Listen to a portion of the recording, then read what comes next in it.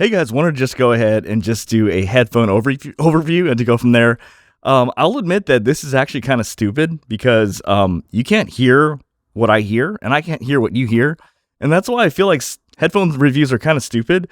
But at least what I'm going to do is try to go over as much as I can objectively about each of these and to go from there. Okay, so the first headphone I want to talk about, this is the Sennheiser HD6xx. This is, you can find this for about $199. These are, in my opinion, the best blind buy option for open back headphones. I always feel that closed back headphones, it's harder. In other words, there's a lot of variability. It's hard for me to recommend closed back headphones, but when it's open back headphones, it is very easy for me to recommend the HD6xx because this is a $199 set of headphones.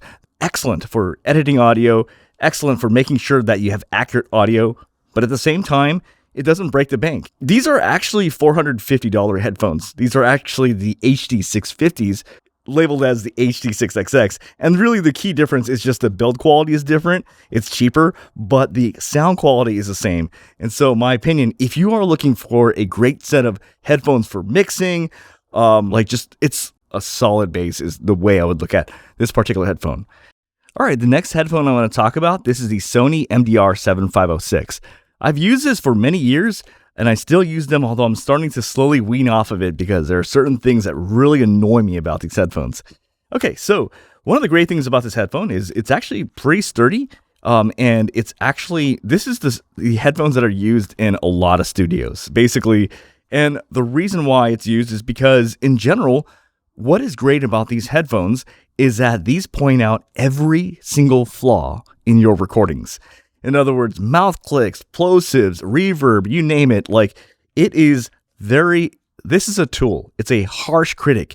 This headphone is not for enjoyment. This is more for listening so that you can hear flaws in your recording. One of the joke that a lot of audio engineers say about this is if you manage to make your headphones, make your music or whatever sound good on these, it's going to sound good on fucking everything. And that is just the way it is. These are just it's not a enjoyable headphone. This is more just for accuracy. If you want something that'll pick out every single mouth click, every single bit of sibilance in your recording, this is it. Think of this headphone as a tool. It's not for enjoyment, it's a tool. All right, next set of headphones this is the AKG K371.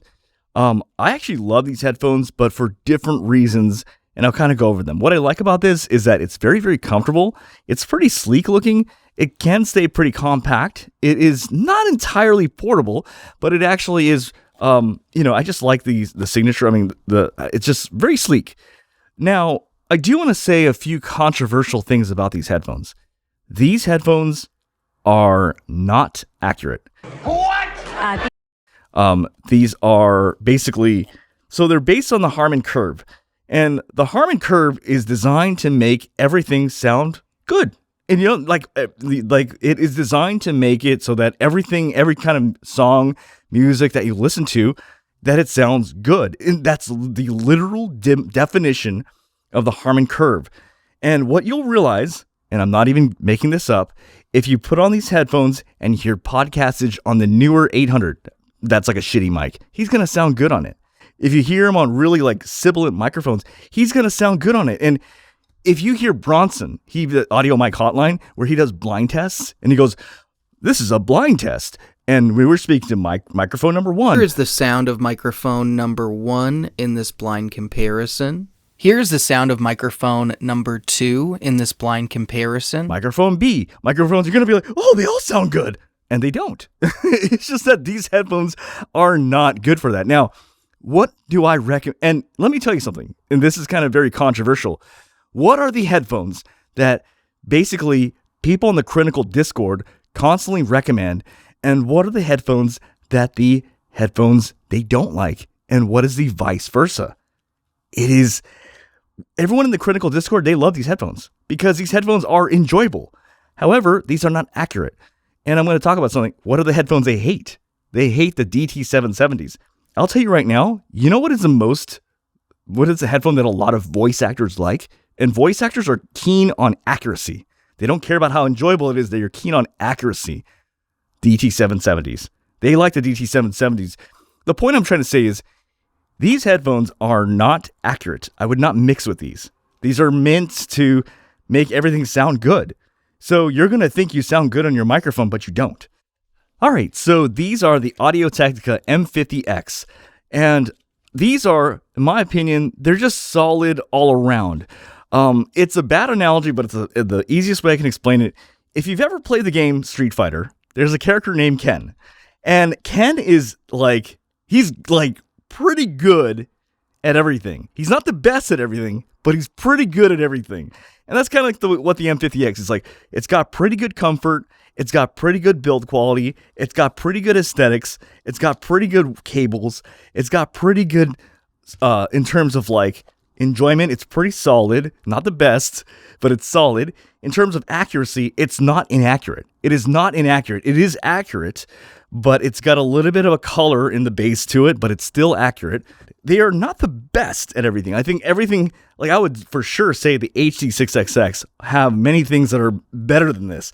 I would say other headphones are certainly more enjoyable than this, but I would just say this is solid. It is solidly accurate, solidly built. All right, next headphones, and I'm going to talk briefly about them. So these are the Sundaras. People usually say that these are some of the best open back headphones that are out there, and I will have to say a few things about that and to go from there. Now, what I do want to say about these headphones is that, yeah, they absolutely do sound great, and these have a lot of soundstage. Okay, so in a non-technical way of understanding what soundstage means, it means that, let's say you are walking in an auditorium, right? And it's just empty walls everywhere, and people are walking around. Some headphones you can only hear about this much. Some headphones you hear the entire auditorium. So these headphones have a lot of, has a lot of soundstage. You really get a sense of how large that room is. Some headphones some headphones like the M50x, it feels more closed in. In other words, if you see a recording of an entire room of instruments everywhere, right? These you can really pinpoint where everything is, and whereas this you can only kind of pinpoint in a small sort of direction. Okay, so these are around $299, and people are saying these are the best ever. I remember thinking to myself, I don't use these headphones as much. These are heavy. These are bulky on my head. That's it. They're just really not very pleasant to wear. And I don't care if something sounds good if after a while it's just a fucking brick on my head. So I don't use, and that's just the truth. However, I just keep it around. But that's the unscientific reason why I don't use these headphones. They're just very bulky and heavy just for my head. Okay, so now let's talk about the other headphones. All right, so the last headphone I want to talk about, these are the AKG K371. Out of all the headphones I have, this is the one I would say is my favorite, and it is the one I use the most. And the headphone I think is just super enjoyable to listen to, which is controversial because definitely people don't agree with that, and I understand that. And that's why I'm saying this entire video is stupid because maybe I don't know my shit. but let me talk about a few reasons. Number one, this is an amazing gaming headphone. If you ever play shooters where you have the gun and you will be able to hear people from way over there, way over here, when someone's creeping up right behind you, this is a cheat code. Literally when you put this on your head, nobody can even get when someone's coming up to you right off the bat. That's the first thing I want to say. Second thing is, this is amazing for movies because you feel the entire room. You feel all the explosions. You feel like you're in that room. It's the most cheesiest way I can explain it. Third thing, this is an amazing tool for audio editing because you get a sense of whenever I want to get a feel of a booth or I want to get a feel of how much reverb is in a recording, I put this on and it freaking lets you hear every bit of reverb in that recording. In other words, you can hear boxiness. You can hear issues with the booth. It's kind of in other words, it's kind of used as a tool for me. And okay, number 4, and this is the biggest hot take, but hear me out. This is why I don't believe in frequency graphs. And I'm going to just hear me out. What 95% of the people say to me is they show me a graph with critical. and it shows his little eyeglass face like this, and then it shows like a frequency graph, and they're like, oh, look at the frequency graph, that's bad. Because of that, your headphones suck, and those don't sound good. I'm like, bitch, I don't care. I don't care about your fucking graphs, dude. This is the perfect example of why graphs don't mean shit, because these do sound good. Like, I could give two shits what you say. These do sound good. And this is not just with headphones. This is with fucking microphones too. A graph of a microphone where it's a flat line, and they're like, that's the perfect microphone. And I'm like, bitch, the NT1 is not the best sounding microphone, okay? Get real. Fucking get real. Like, the point I'm trying to say is, I'm getting a little heated up here. These are good headphones. They're great for gaming. They're great for movies. They're great for, as a tool, for editing your audio. And they do sound good. Bullshit aside. So, yeah, that's all I gotta say. Again, this is a stupid review for me. What the fuck do I know? But these are just my quick thoughts on each of these headphones. Hopefully someone finds it helpful, and we'll go from there. All right, you guys have a great one. Okay, bye.